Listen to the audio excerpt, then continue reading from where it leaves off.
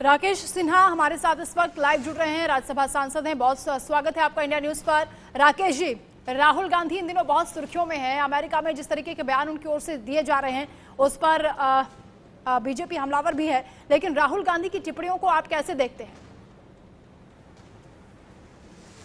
देखिए, भारत की एक बड़ी अच्छी परंपरा रही है कि हम राजनीति के खंडित स्वरूप को विदेशों में नहीं ले जाते हैं और विदेशों में जाकर हम भारत की भाषा बोलते हैं, न कि राजनीतिक दल की भाषा बोलते हैं। इसका बड़ा उदाहरण अटल बिहारी वाजपेयी जी का यूनाइटेड नेशन में कांग्रेस के शासन काल में प्रतिनिधि बनकर जाना है। लेकिन राहुल गांधी जो कर रहे हैं उस भारतीय परंपरा का ही नहीं निषेध कर रहे हैं, बल्कि प्रतिक्रियावाद और नव साम्राज्यवाद के एजेंट के रूप में काम कर रहे हैं। वे ताकतें जो भारत की प्रगति को और भारत के नेतृत्व की उस हैसियत को देखना नहीं चाहते हैं, जो भारत के नेतृत्व को उसी रूप में देखना चाहते हैं जिसका वो पीठ थपथपाते थे, और भारत के नेतृत्व को वाशिंगटन में राष्ट्रपति से मिलने के लिए समय लेना पड़ता था और रूस उनको डिक्टेट करता था। आज प्रधानमंत्री नरेंद्र मोदी जी की जो एक शख्सियत बनी है, जो दुनिया में उनके दृष्टि की स्वीकृति मिल रही है, राहुल गांधी ठीक उसके विपरीत भारत की छवि को खराब कर रहे हैं। भारत के नेतृत्व पर प्रहार करना, देखिए, राज्य अपने आप में अमूर्त रूप होता है, उसका प्रतिनिधित्व प्रधानमंत्री, राष्ट्रपति और सरकारें करती हैं। आप भारत की सरकार की घोर निंदा करें, असोच निंदा करके भारत की संप्रभुता और अस्मिता पर सीधा प्रहार करें। मैं राहुल गांधी को नव साम्राज्यवाद का और प्रतिक्रियावाद का सबसे बड़ा एजेंट मानता हूं। लेकिन राहुल गांधी तो कह रहे हैं कि मैं नफरत के बाजार में मोहब्बत की दुकान खोल रहा हूं और जनता उसे पसंद कर रही है।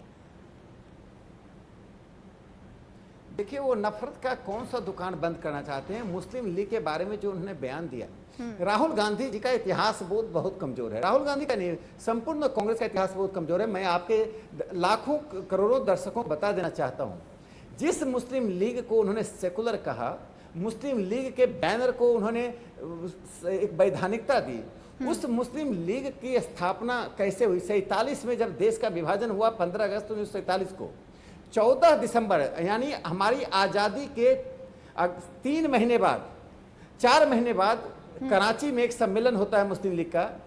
मोहम्मद अली जिन्ना जो पाकिस्तान के राष्ट्रपति थे, उस सम्मेलन में आते हैं और उन्होंने भारत के मुस्लिम लीग को हिदायत दी कि तुम इसको भंग मत करो। और उन्होंने पहले मुस्लिम लीग, आज़ाद भारत के पहले मुस्लिम लीग के अध्यक्ष मोहम्मद इस्माइल जो मद्रास से थे, उनकी नियुक्ति की। यानी जिन्ना ने भारत के मुस्लिम लीग की पुनर्स्थापना में और इसके पहले अध्यक्ष की नियुक्ति में एक एकाधिकार स्वरूप एक बड़ी भूमिका निभाई। उस मुस्लिम लीग का संविधान पढ़ लें, वह मुस्लिम लीग भारत के संविधान में विश्वास नहीं करता है। जो मुस्लिम लीग उन लोगों की भी निंदा नहीं कर पाया जो केरल में केटी जोसेफ जिनके हाथ काट दिए गए, उसकी निंदा आज तक मुस्लिम लीग ने नहीं किया। हाथ काटने वाला पॉपुलर फ्रंट का व्यक्ति था।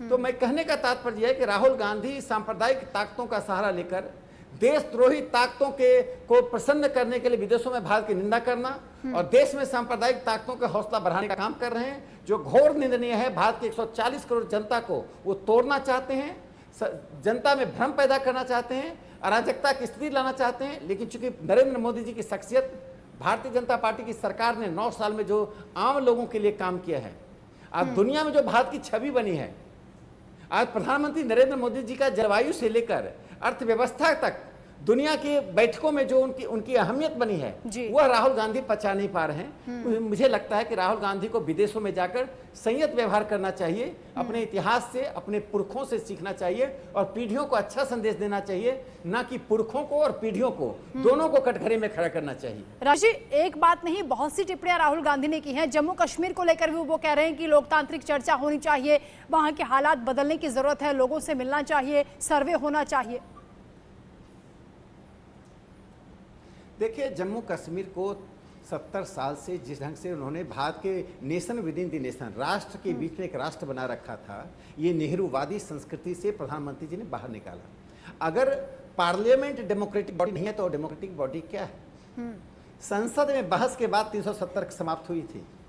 संसद में उनको पूरी अवसर मिला कांग्रेस और वामपंथियों को, लोकसभा राज्यसभा में। उसके बाद आज जम्मू कश्मीर के लेफ्टिनेंट गवर्नर मनोज सिन्हा जी जिस प्रकार से लोगों से मिलते जुलते हैं, जिस प्रकार से प्रधानमंत्री जी का, गृह मंत्री जी का देश के अधिकांश कैबिनेट मंत्री का जम्मू कश्मीर में और नॉर्थ ईस्ट में जिस मात्रा में, जिस अनुपात में जाना होता है, और वो गांव-गांव पंचायत तक जाते हैं। पंचायती व्यवस्था को स्थापित किया गया है। ब्लॉक डेवलपमेंट काउंसिल 312 है, जिसका चुनाव नहीं होता था, उसका चुनाव हुआ है। ग्रास रूट डेमोक्रेसी उभर रही है। यदि राहुल गांधी को दिखाई नहीं पड़ा, एक वंशवादी को सिर्फ वंशवाद में ही लोकतंत्र नजर आता है। यदि किसी वंशवादी को आज जम्मू कश्मीर का सौंप दें, अब्दुल्ला परिवार, मुफ्ती परिवार, तो नेहरू गांधी परिवार को लगेगा लोकतंत्र है।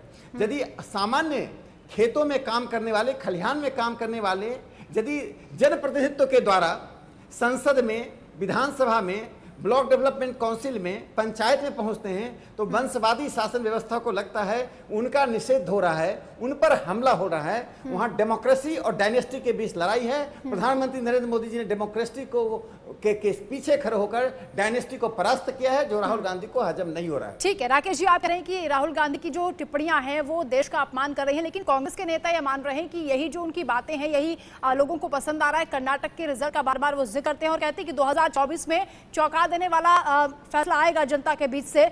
और विपक्ष की एकजुटता को लेकर भी राहुल गांधी बहुत ज्यादा आश्वस्त नजर आ रहे हैं। उनका कहना है कि 2024 में सब कुछ बदल जाएगा। देखिए, लोकतंत्र में महत्वाकांक्षा रखने का और अपनी इच्छा जाहिर करने का और विरोध करने का अधिकार होता है, लेकिन वो महत्वाकांक्षा, इच्छा और विरोध इस सीमा तक नहीं जाए जिसे एक बार भारत के प्रधानमंत्री नरेंद्र मोदी जी ने स्वयं कहा था कि आप मोदी का विरोध कीजिए। लेकिन मोदी का विरोध करते करते भारत के संविधान का, भारत की जनता का, भारत की अस्मिता का, भारत की संप्रभुता का विरोध आप करने लगते हैं। वही राहुल गांधी कर रहे हैं। मैं एक इतिहास की एक घटना बताता हूँ जी। जब सम्राट अशोक इस देश में थे तो उन्होंने अपने पुत्र महेंद्र और पुत्री संघमित्रा को विदेश भेजा था भारत की संस्कृति का प्रचार करने के लिए। प्रधानमंत्री नरेंद्र मोदी जी अकेले ऐसे प्रधानमंत्री हैं, जब विदेश जाते हैं तो सिर्फ भारत की राजनीति और अर्थव्यवस्था को नहीं ले जाते हैं, वे भारत की संस्कृति को भी ले जाते हैं। जब जापान के प्रधानमंत्री को 2014 में उन्होंने भगवत गीता भेज दी, 15 में जब पहली बार यात्रा में गए तो उन्होंने क्या कहा था, इससे बहुमूल्य चीज मेरे पास नहीं है। और इतना ही नहीं, उन्होंने अरब देश में एक हिंदू मंदिर की अपील की और वहां के शेख और राजा ने वो हिंदू मंदिर के लिए जगह दी और मंदिर बना। तो यह जो भारतीय संस्कृति, भारतीय अध्यात्म को, बौद्ध धर्म के अनुयायियों से मिलना, लोगों को, भारत के सॉफ्ट पावर को बढ़ाना, राहुल गांधी ठीक जो सम्राट अशोक के पुत्र महेंद्र और संघमित्रा के प्रतिकूल जाकर राहुल और प्रियंका वही काम कर रहे हैं, उसके निषेध का काम कर रहे हैं। भारत से जाकर भारत के खिलाफ ही प्रचार करना, ये तो अंग्रेजों के काल में अंग्रेज भी नहीं करते थे। अंग्रेज भी जब भारत से जाते थे तो बाहर जाकर भारत के बारे में 2 अच्छे शब्द बोलते थे। स्वामी विवेकानंद ने धर्म संसद में 1893 में भारत की प्रतिष्ठा को बढ़ाया, उतने विरोधाभासों के बावजूद। और आज राहुल गांधी अमेरिका जाकर भारत की प्रतिष्ठा को धूल में मिलाने की कोशिश कर रहे हैं। लेकिन राहुल गांधी का हल्कापन, राहुल गांधी का प्रतिक्रियावाद, राहुल गांधी की अति महत्वाकांक्षा में देश को अपने शरीर से नीचे, अपने पैरों से नीचे रखने की जो एक स्वभाव है। आपको मालूम है, जो सेंट्रल हॉल है जो था अब तक पुराने पार्लियामेंट का, उस सेंट्रल हॉल में कभी तिरंगा हमारे पैरों के नीचे नहीं रहता है। लेकिन जवाहरलाल नेहरू की तस्वीर देख लीजिए, आप सेंट्रल हॉल जा सकती हैं, उसमें जो तिरंगा है उनके पैरों के पास है। ये नेहरू गांधी परिवार न संविधान को मानता है, न राष्ट्र की जनता को मानता है, न राष्ट्र के इतिहास को मानता है। इसके लिए इसका इतिहास इसका परिवार है, इसके लिए इसकी संप्रभुता इसके परिवार का सम्मान है, इसके लिए संविधान इसके परिवार की दृष्टि है। राकेश जी, आप कह रहे हैं लोकतंत्र को राहुल गांधी का परिवार नहीं मानता। राहुल गांधी कहते हैं कि हम तो लोकतंत्र को बचाने के लिए लड़ाई लड़ रहे हैं।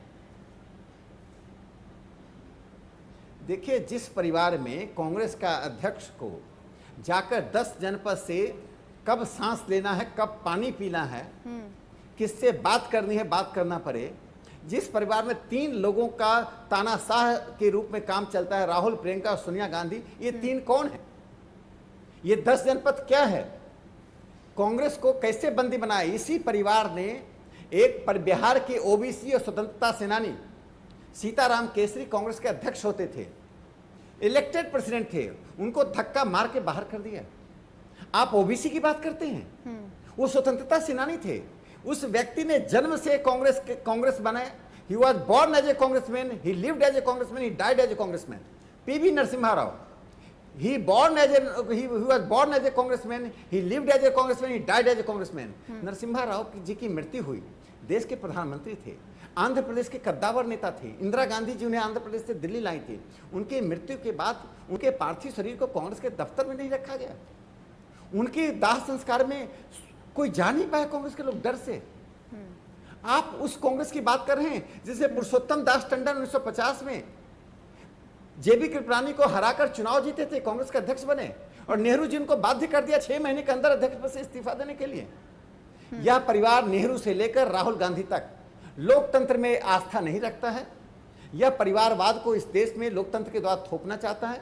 चुनाव सिर्फ इसके लिए एक मुखौटा है। लेकिन राकेश जी, आचार्य प्रमोद कृष्णम कहते हैं कि परिवारवाद को लेकर आप लोग सवाल उठाते हैं राकेश जी, लेकिन वो कह रहे हैं कि हमने तो पार्टी का अध्यक्ष ही परिवार से अलग बना दिया, जो बीजेपी को आज भी हैरान करता है कि दलित को कैसे राष्ट्रीय अध्यक्ष पार्टी का बना दिया गया। उन्होंने तो देश का प्रधानमंत्री भी अपने परिवार का नहीं बना। सोनिया जी चाहती थी, नहीं, मुलायम सिंह जी और जयललिता जी के कारण प्रधानमंत्री नहीं बन पाई, तो मनमोहन सिंह जी को प्रधानमंत्री बनाया।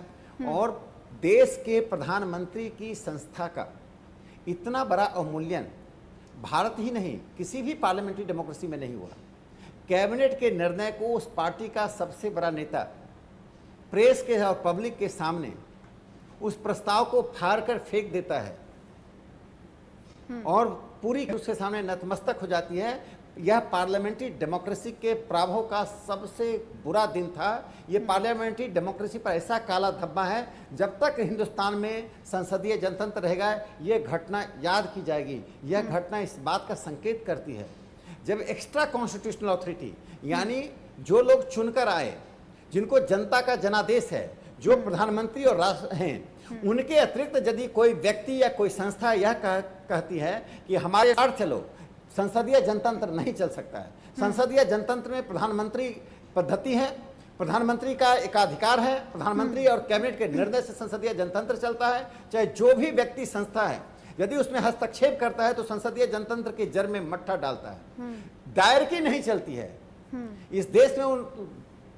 1922 में दायरकी आया था, द्वैध शासन आया था। एक तरफ राज्यपाल थे, एक तरफ मंत्री थे, और वो द्वैध शासन विफल हो गया। पूरी दुनिया में द्वैध शासन, दायरकी, दो सत्ता के केंद्र नहीं चलते हैं। जब भी दो सत्ता का केंद्र रहता है वहां शासन की जगह कुशासन आता है, अराजकता फैलती है। इसलिए मैं मानता हूं प्रधानमंत्री नरेंद्र मोदी जी ने संसदीय जनतंत्र को समृद्ध किया है, सुदृढ़ किया है। ठीक है, जनता के विवेक पर सर छोड़ देते हैं कि राहुल गांधी की इन टिप्पणियों को देश का अपमान मानते हैं या किस तरीके से वो लेते हैं, लेकिन राहुल गांधी जरूर इस वक्त सवालों के घेरे में है। जिस तरीके की बातें उन्होंने की हैं उसे देश का अपमान आपकी पार्टी कर रही है, और आपने भी कहा कि इस तरह की बातें राहुल गांधी को नहीं करनी चाहिए, हालांकि उनकी अज्ञानता भी बहुत से लोग कह रहे हैं। बहुत शुक्रिया आपका हमारे साथ जुड़ने के लिए, तमाम बातचीत के लिए।